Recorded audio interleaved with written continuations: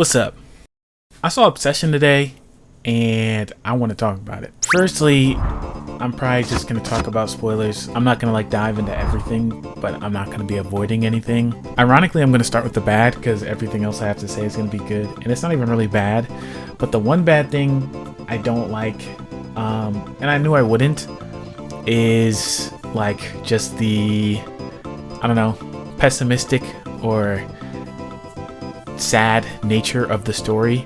When I first heard about the movie, I saw the trailer of the dinner date, and I'm thinking oh, okay, is it just he likes a girl and she ends up being a little bit more, in love than he anticipated? But no, the One Wish Willow stuff, and I knew the whole time I was only going to be able to feel bad for her, and that's how I felt, and I think that's how the movie wants you to feel. So it's not, like I said, a bad thing, but it is the one thing prevalent in my mind and made it hard to watch for me, because no matter what the scene was, she was on my mind, and that was painful. But really, the movie was exquisite. And I'm not a film critic. I don't have much cool stuff to say. But what I am is a creative person who looks at small details. The music in itself was really good. The kind of chill song that played in the beginning of the movie and kind of plays at various relaxed points on the original soundtrack, it's just called Obsession. It's a very dreamy track, a very dreamy, chill, relaxed track, and I love it so much. It is a song I would listen to on my own. Just that section of the track. Obviously there's very many different parts of it, but I do like it a lot, and I feel like the music reflects the movie so well. There's so much about it. It even feels like the colors, the way that it's filmed, it's all made to be like a 80s love movie or romance movie, but just off enough to where it throws you off and you can't really ever get comfortable. The scene feels somewhat familiar if you've seen those kinds of movies, but it's obviously not right. It's not what it's supposed to be. I like that. I think it was really good. I think it didn't try to scare you. It tried to unsettle you, and that's why it was so good. That's why I liked it so much. I also think the biggest thing for me, where my mind was when it wasn't on Nikki, is how do I feel about Bale, right? Because another thing is I don't like following movies or movies that follow a main character who is obviously in the wrong, right? And to me, Bear was terrible, okay? At first I was hoping the witch would just be an honest mistake. And of course he's a bit stupid. It takes him a little too long to realize that the witch was real. A little too long, is a bit much, I guess, but still, I think that he should have realized a bit earlier. But either way, he didn't necessarily know, right? So I was hopeful. I was like, hey, maybe this guy doesn't suck. Yeah, nah. It's very obvious that he's taking advantage of the situation. Even the movie will point it out to you. There's different characters, different people there, and they're all they all point it out to him. And the point in the movie when I realized that Bear sucks, that he really sucks, is when the real Nikki asked him for release. You understand what I'm saying? And he said no, essentially. Asked her what's so bad about being with him. At that point I realized that he's the villain, and the movie's interesting because of that. But man, I wanted to feel bad for him. I wanted to, but I could only feel bad for all the people in his life. I also hate Ian, right? I really do hate Ian, just in the way that somebody who's really annoying but you have to spend so much time with. Yeah, no, there's nothing much other than that. I don't think he deserved what he got, but I'm not mad that he got what he got. I also saw some theories in the comments of another video talking about a lot of the actions that Nikki takes in the movie being viewed as the real Nikki rebelling, and it being, still somewhat pulling through, but Dream Nikki kind of reframes it in a different way. So Nikki watching him sleep in the corner of the room. It's like the only time that Nikki is not in the bed sleeping with him. And obviously what happened earlier in the scene was traumatic for real Nikki, like the honest Nikki that's inside the body. So she wouldn't want to be in the bed with him. She wouldn't want to be, snuggled up with him. But Wish Nikki is evidently like obsessed with him. So instead of just leaving or moving away, she had to be in the corner of the room watching him sleep. Now, I think that that's very plausible. I think it could also just be, whatever. That Wish Nikki was just obsessed with him in every way. But I think it has credence because why would she not just watch him sleep from the bed? You know what I mean? And eventually she does just go in the bed. I also think the stuff with the cat is like the same thing, because some of that stuff like the cat, seems like, even if you're like crazily obsessed with somebody, that's less of like a obsessive thing and more of like, I don't know how humans work.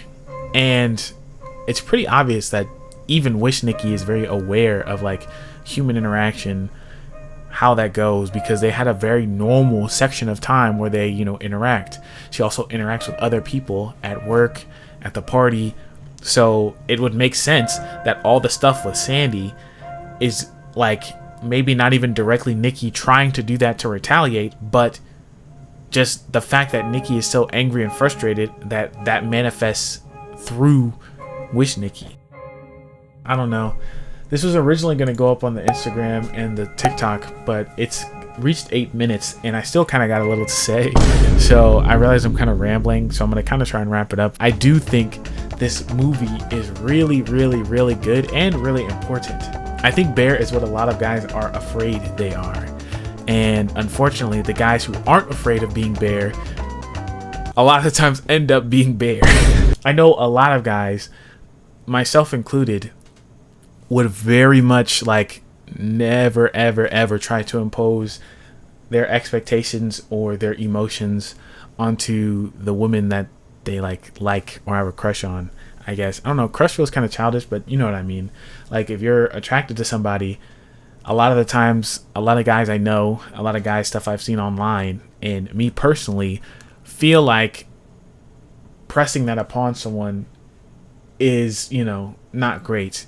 And it's different than just like, oh, I don't want to get embarrassed and be rejected. That don't matter to me at all. I mean, not that it doesn't matter. I'd obviously not like to be, but the rejection is not the real aspect of it. The real thing is, how does that make them feel? Are you putting them in an uncomfortable situation? Are you imposing something on them? Do they feel like they have to respond a certain way because of who you are to them, or just because they know that sometimes men lash out or switch up when they don't get what they want? And you just want to avoid that situation overall, right?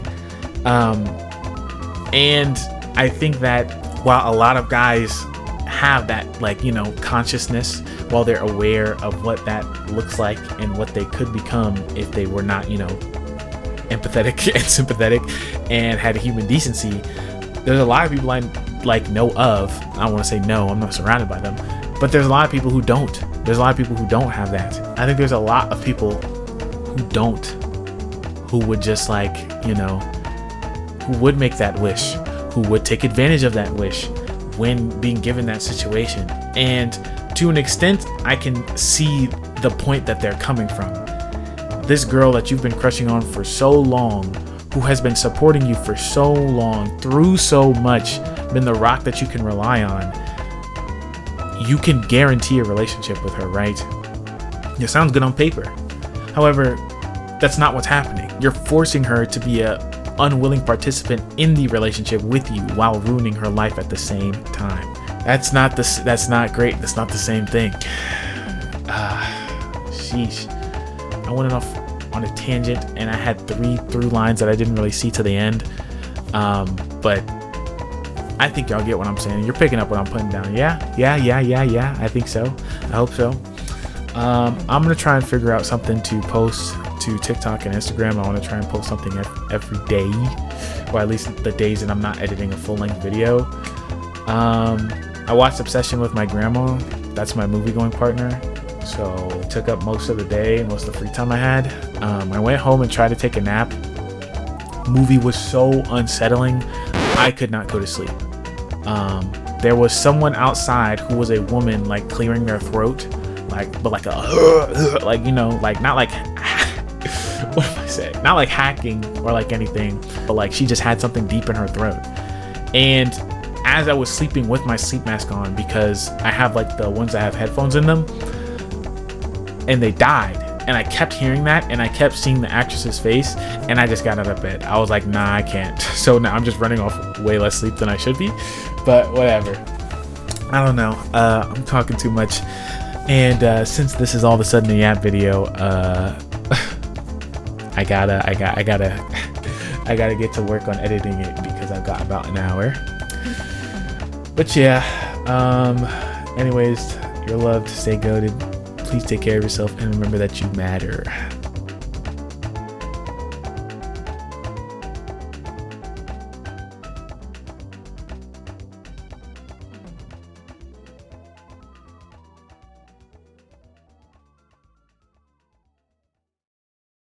Now, speaking as an idiot right now, okay?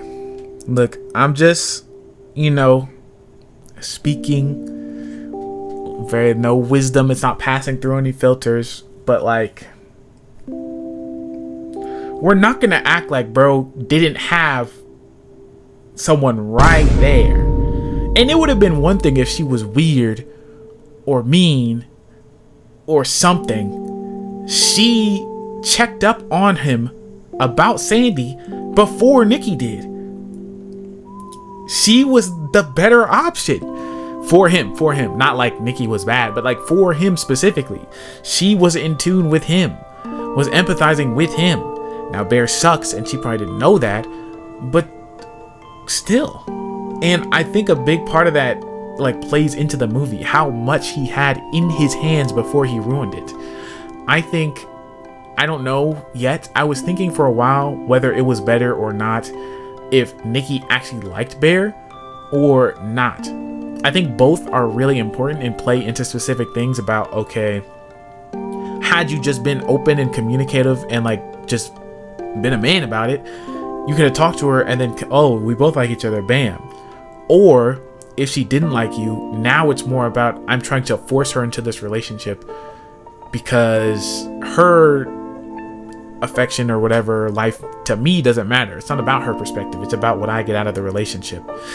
So there was a lot that I was thinking about that in the middle of the movie. Yeah, I probably should have said this in the middle, like the actual segment, but I didn't, so my fault, y'all. I don't know. But yeah, let me edit this. It's 8:30 and I gotta leave at 9:30, so take care. Okay, bye.